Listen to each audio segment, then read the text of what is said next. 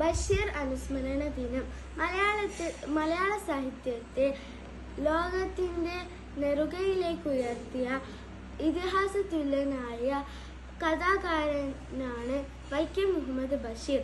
ബേപ്പൂർ സുൽത്താൻ എന്ന അപരനാമത്തിൽ അദ്ദേഹം അറിയപ്പെട്ടു. 1908 ജനുവരി 21 കോട്ടയം ജില്ലയിലെ വൈക്കത്തിനടുത്ത് തലയോലപ്പറമ്പിൽ ആണ് മഹാനായ വൈക്കം മുഹമ്മദ് ബഷീറിന്റെ ജനനം. സ്വാതന്ത്ര്യ സമര രംഗത്തിൽ പ്രവർത്തിക്കുകയും ഉപ്പ് സത്യാഗ്രഹത്തിൽ പങ്കെടുക്കുകയും ജയിൽവാസം അനുഭവിക്കേണ്ടി വരികയും ചെയ്തിട്ടുണ്ട്. അദ്ദേഹത്തിന് ഹാസ്യം കൊണ്ട് അദ്ദേഹം വായനക്കാരെ ചിരിപ്പിക്കുകയും കൂടെ കരയിപ്പിക്കുകയും ചെയ്തിട്ടുണ്ട്. 1970 സാഹിത്യ അക്കാദമി അവാർഡിന് അർഹനായി ബഷീർ. ഞാൻ ഹിന കെൻസ. ജൂലൈ 5 പ്രശസ്ത എഴുത്തുകാരനായ വൈക്കം മുഹമ്മദ് ബഷീറിന്റെ ജന്മദിനവും ബന്ധപ്പെട്ട് ഞാൻ ഇവിടെ കൊച്ചു കഥാപാത്രം അവതരിപ്പിക്കുന്നു. അല്ലോ, എന്റെ ആടിനെ കാണാറില്ലായിരുന്നു. കഞ്ഞിവെള്ളം ഒന്നും കുടിച്ചിട്ടില്ല. പത്തിരി ചുട്ടി വിളമ്പി വെച്ചൊരു കുത്തൊളി പാത്തുമ്മ. നിങ്ങൾ എന്റെ ആടിനെ കഞ്ഞിവെള്ളം കൊടുത്തായിരുന്നു? അന്റെ ഒരു ആട് ഞാനതിന് ഒന്നും കൊടുത്തിട്ടില്ല. എനിക്കിവിടെ 100 വട്ടം പണികളാ. ബുക്കും പേപ്പറും ഒക്കെ തിന്നിട്ടുണ്ട്. അത് എന്റെ ആട് പെരട്ടെ, അപ്പ ഞാൻ കാണിച്ചു തരാം. എന്റെ ആട് പെറുമ്പോ ഈ സുബേദാക്ക് കുറച്ച് പാല് കൊടുക്കോണ്ടിട്ടോ. ഇപ്പൊ തരാൻ ഞാൻ ഒറ്റ അടി വെച്ചാൽ അതിന്റെ കുറ്റവും പറയും, എന്നിട്ട് അതിന്റെ പാല് വേണല്ലേ. ബഷീറിന്റെ ഓർമ്മദിനം മലയാള നോവലിസ്റ്റും കഥാകൃത്തും സ്വാതന്ത്ര്യ സമര പോരാളിയുമായിരുന്ന ബേപ്പൂർ സുൽത്താൻ എന്ന അപരനാമത്തിലും അറിയപ്പെടുന്ന വൈക്കം മുഹമ്മദ് ബഷീർ 1908 ജനുവരി 21 കോട്ടയം ജില്ലയിലെ തലയോലപ്പറമ്പിൽ ജനിച്ചു. വൈക്കം മുഹമ്മദ് ബഷീറിന്റെ ഈ ഓർമ്മദിനത്തിൽ നമുക്ക് അദ്ദേഹത്തെ ഓർക്കാം. അദ്ദേഹത്തിന്റെ ഏതെങ്കിലും ഒരു പുസ്തകം വായിക്കാമെന്ന് നമുക്ക് പ്രതിജ്ഞയെടുക്കാം. നീ എന്തെങ്കിലും ആടിന് കൊടുത്തോ? ഇതാ ഈ പ്ലാവിലെടുത്ത് കൊടുക്ക്.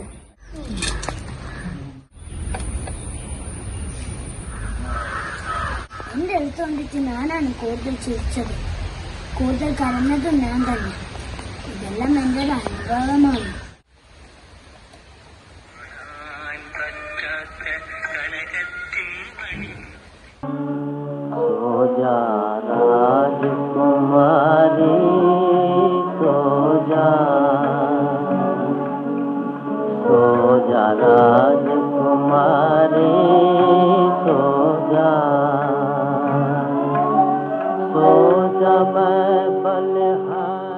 പൂനിലാവ് വന്ന് പൂവിതറുന്നുണ്ട്.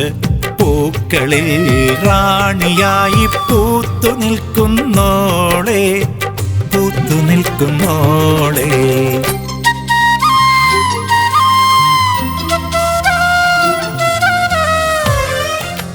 ഞാനാണ് കുഞ്ഞിപ്പാത്തമ്മ.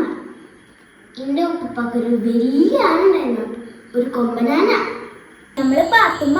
നമ്മൾ ഇക്കാണ് നിങ്ങൾക്ക്. ബഷീർ വലിയ എഴുത്തുകാരനായിരുന്നു. നമ്മളെ പറ്റി എല്ലാം എഴുതിയിട്ടുണ്ട്. പാത്തുമ്മയുടെ ആട് വായിച്ചിട്ടില്ലെങ്കിൽ പോയി വായിക്കണേ, മറക്കരുതേ. ഉമ്മ, പത്തിരി എന്ന് ചുട്ടോട്. ബാപ്പ കാത്തു നിൽക്കുന്നുണ്ട്. എന്തേലും ഒരു പണി ചെയ്യും. പെണ്ണായി പിറന്നാൽ തീ പിടിപ്പിക്കാനെങ്കിലും അറിയണം. ഞാൻ ആലമുക്കാരുടെ പൊന്നാര മോള. എന്റെ ഉപ്പാക്കൊരു ആനുണ്ടായിരുന്നു, വലിയൊരു കൊമ്പനാന. എടി മതി, നീ നാവടക്ക്. അല്ലെങ്കിൽ എന്നാ എന്റെ മൂക്ക് വലിച്ചു കയറ്റുമ്പോ. ഞാൻ ആലമുക്കാരുടെ പൊന്നാര മോള. എന്റെ ഉപ്പാക്കൊരു ആനുണ്ടായിരുന്നു, വലിയൊരു കൊമ്പനാന. ഉമ്മ, അപ്പുറത്ത് പുതിയ ആൾക്കാർ വന്നിട്ടുണ്ട്. വേഗം ഞാൻ പോയിട്ട് വരാം. വേഗം പോയിട്ട് വന്നോളാം. താമരപ്പൂങ്കാവനത്തിൽ താമസിക്കുന്നോളെ. ആടിനെ കണ്ടോ? എന്റെ ബാല്യകാല സഖിയും എന്റെ ശബ്ദം തിന്ന് എന്റെ 100 രൂപയുടെ പുതപ്പും തിന്നാൻ പോയ നിന്റെ ആടിനെ ഞാൻ അപ്പുറത്തറ കിട്ടിയിട്ടില്ല.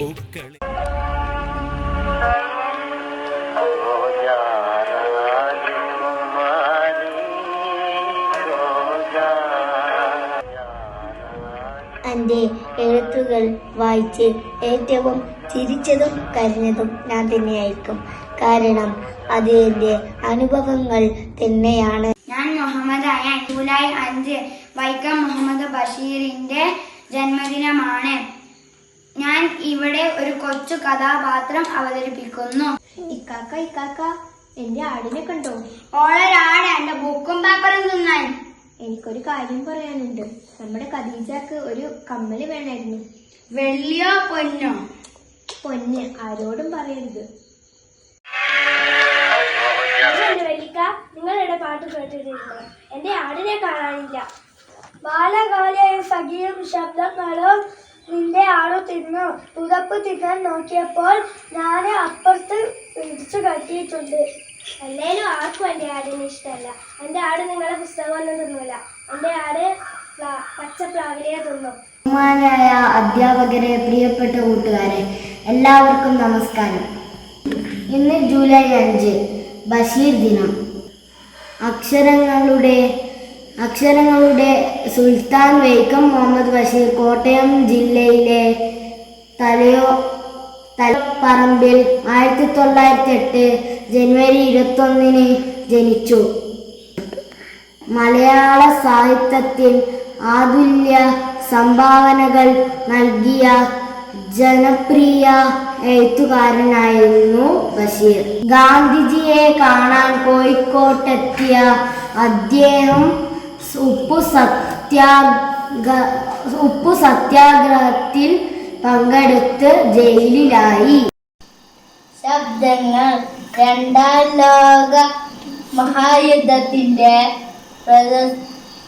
പ്രസ്ഥാനത്തിൽ 1917 ബഷീർ രചിച്ച നോവലാണിത്.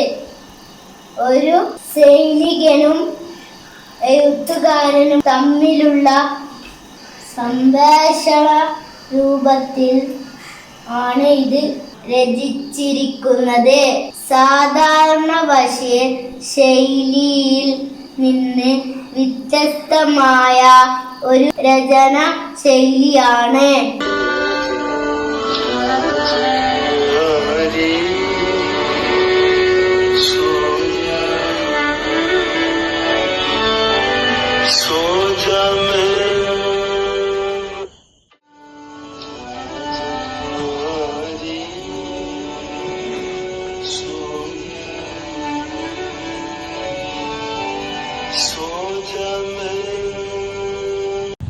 നമസ്കാരം. ജൂലൈ 5 ബഷീർ ദിനം. ബഷീറിന്റെ പ്രധാനപ്പെട്ട കൃതിയാണ് പാത്തുമ്മയുടെ ആട്. അപ്പൊ നമുക്ക് പാത്തുമ്മയെ കാണണ്ടേ? ചുട്ടി വിളമ്പി നടക്കണ മുത്തോളി പാത്തുമ്മ, എൻ്റെ ആടെടുത്തു. നിങ്ങളെൻ്റെ ആടിനെ കണ്ടിനാ? നിങ്ങളോ? എൻ്റെ ആടിന് പയക്കുന്നുണ്ടാവും.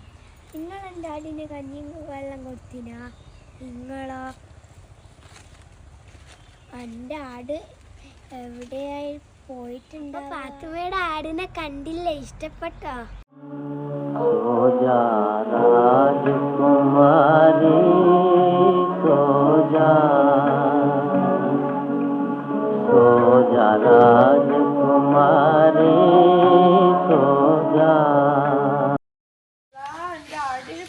ഭക്ഷണം കൊടുത്തിട്ടില്ല.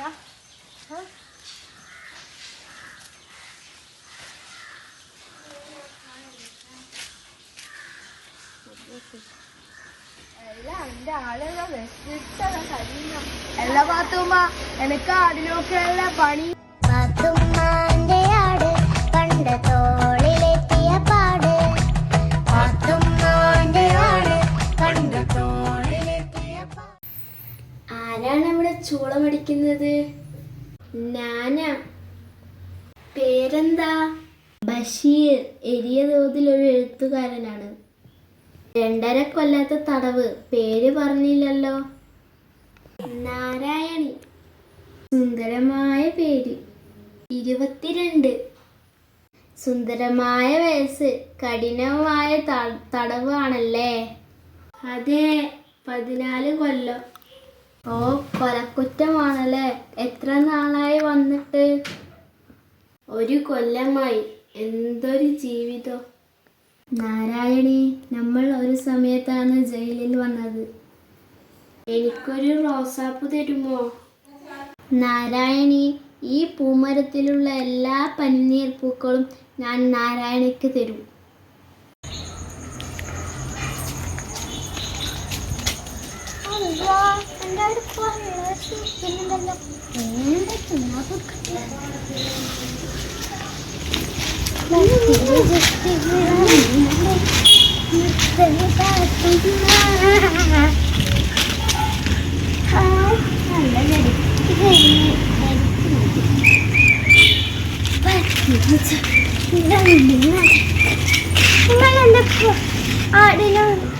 കല്യാണം കൊടുത്തനാ? കല്യാണം കൊടുക്കാനാ? സകലമുള്ള എല്ലാ ബുക്കും പേപ്പറും എല്ലാം തന്നെ കൊടുത്തിട്ട് എൻ്റെ വീട്ടിൽ 100 പണിയുണ്ട്. എൻ്റെ അവിടെ ഒന്ന് പെറ്റോട്ടെ. നിങ്ങൾ പിന്നെ എല്ലാം എൻ്റെ ബാക്കിൽ തന്നെ വരും. എൻ്റെ അടി വെക്കാൻ സുബൈദാനെ മറക്കല്ലേ. സുബൈദാക്ക് കുറച്ച് പാല് തരണേ. പാലല്ല, അടി വെച്ചത് ഞാൻ. അടി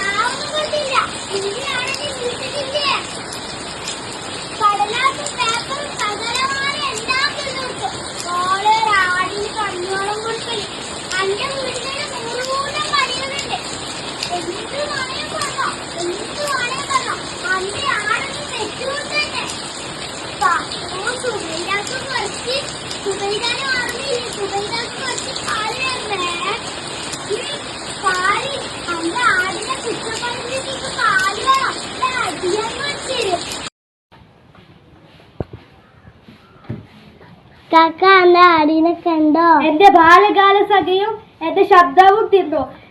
എന്റെ 100 രൂപയുടെ പുതപ്പ് തിന്നാൻ പോയ നിന്റെ ആടിനെ അത് അപ്പുറത്ത് കെട്ടിയിട്ട്.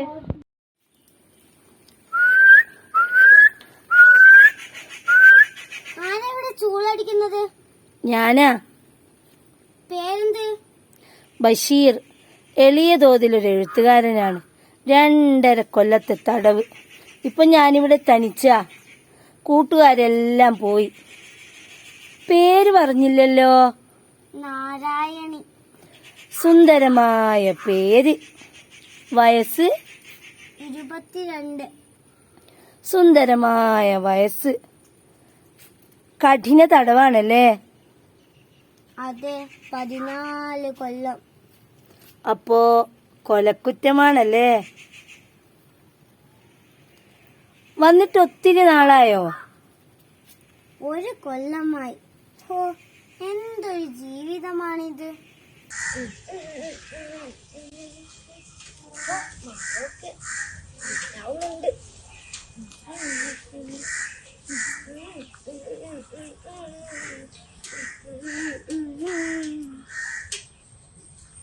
ഹോ, ഇന്ന് എൻ്റെ ആടിന് കഞ്ഞി വെള്ളം കൊടുത്തില്ലല്ലോ. ഇനി ഇതുകൊണ്ടാണ് ഒപ്പിക്കാം. വാ, വാടെ, വാ. പത്തിരി ചുട്ട് വിളമ്പി വിളിച്ചത് മുത്തൊളി പാത്തുമ്മ. എല്ലിക്കാക്ക, ഇന്നെന്റെ ആടിന് കഞ്ഞി വെള്ളം കൊടുത്തിട്ടില്ല. ഹോ, നിന്റെ ഒരാട്, എന്റെ ബുക്കും പേപ്പറും കീറിയവൾ. എന്റെ ആടൊന്ന് പെരട്ടെ, നിങ്ങക്ക് ഞാൻ ഒന്നും തരില്ല. നിന്റെ ആടൊന്ന് പെറന്നാൽ സുബൈദാക്ക് പാൽ കൊടുക്കാൻ മറക്കല്ലേ. ഇങ്ങക്ക് സുബൈദാനെല്ലാം മതിയല്ലോ, എന്നെയും എന്റെ ആടിനെയും വേണ്ടല്ലോ. അയിന് ഞാനല്ല പറഞ്ഞ, സുബൈദ എന്നോട് വന്നിട്ട് പറഞ്ഞതാ. എന്നാ ഞാൻ പോകാം. ആടെ ഞാൻ പോട്ടെ.